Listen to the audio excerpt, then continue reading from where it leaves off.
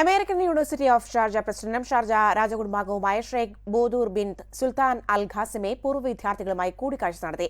തന്ത്രപരമായ പങ്കാളിത്തവും സഹകരണവും വർദ്ധിപ്പിക്കുക എന്ന ലക്ഷ്യത്തിലാണ് കൂടിക്കാഴ്ച നടത്തിയത്. ദുബായ് ബ്യൂറോയുടെ report. American University of Sharjah എന്ന AUSന്റെ പൂർവ്വ വിദ്യാർത്ഥി കൂട്ടായ്മയ്ക്ക് അടുത്തിടെയാണ് പുതിയ നേതൃത്വം വന്നത്.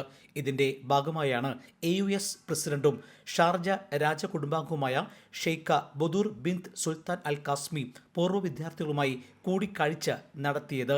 സർവകലാശാലയുടെ ലക്ഷ്യങ്ങൾ മുന്നോട്ട് കൊണ്ടുപോകാൻ യോജിച്ചുള്ള പ്രവർത്തനം ഇരു കൂട്ടരും വാഗ്ദാനം ചെയ്തു.